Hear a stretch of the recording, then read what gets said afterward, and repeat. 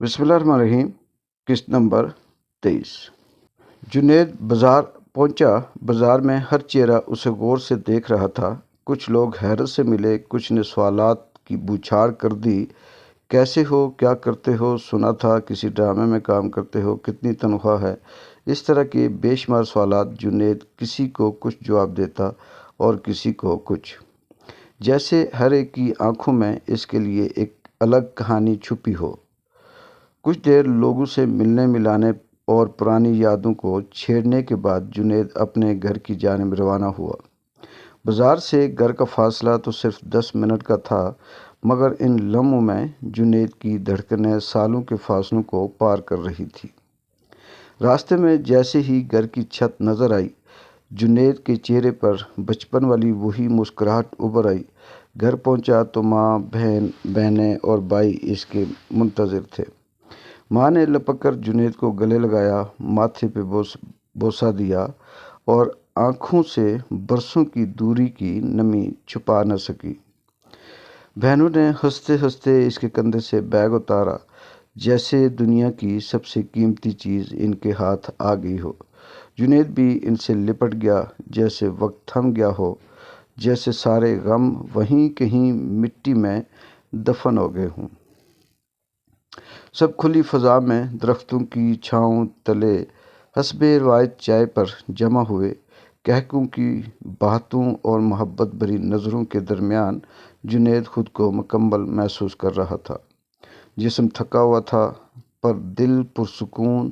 ماں نے پیار سے کہا، بیٹا کچھ دیر آرام کر لو۔ جنید نے بیگ کھولا، بہنوں کے لیے چھوٹے چھوٹے تحفے نکالے اور ان کی خوشی اس کے چہرے پر روشنی کی طرح بکھر گئی۔ پھر وہ اپنے اس کمرے میں داخل ہوا جہاں اسکول کے دنوں میں وہ خواب دیکھا کرتا تھا۔ وہی پرانی چارپائی، وہی دیواروں کی مانوس خوشبو۔ جنید لیٹتے ہی نیند کی آغوش میں ایسا گیا جیسے برسوں بعد روح کو قرار آیا ہو۔ گاؤں کی ٹھنڈی ہوائیں، کھیتوں کی مہک اور پرانے درختوں کی چھاؤں میں کچھ ایسا سکون چھپا تھا جو جنید کو مدتوں بعد نصیب ہوا تھا۔ وہ خوش تھا، مگر دل کے کسی کونے میں ایک بے چینی بھی تھی، ایک سوال جو ہر پل اس کا پیچھا کرتا تھا۔ واپس کیسے جاؤں گا؟ اور اگر چلا بھی گیا تو آگے کیا ہوگا؟ جنید ایک احساس اور خواب دیکھنے والا نوجوان تھا۔ بچپن سے اس نے اپنے لیے بڑے خواب بن رکھے تھے۔ وہ چاہتا تھا کہ اپنی صلاحیت، محنت اور لگن کے بل بوتے پر زندگی کی راہیں خود ہموار کرے، مگر وقت نے اسے ایک تلخ حقیقت سے روشناس کروا دیا تھا۔ یہاں صلاحیت نہیں، سفارش، تعلق اور پیسہ چلتا ہے، اور بدقسمتی سے یہ تینوں میرے پاس نہیں ہیں۔ گاؤں میں ہر دن ایک نئی یاد لے کر آتا۔ جنید صبح سویرے کھیتوں کی راہ لیتا، بچپن کے جھروکوں میں جھانکتا، وہ جگہیں ڈھونڈتا جہاں کبھی کہے گونجتے تھے، جہاں دوستوں کے چراغ روشن تھے۔ شام ڈھلتی تو پرانے ساتھیوں کے ساتھ کرکٹ کھیلتا اور رات کے سناٹے میں صرف ایک ہی چہرہ اس کے دل کی دیوار پر نمایاں ہوتا، اس کی وہ دوست جس نے ہمیشہ اس کی ہمت بندھائی تھی۔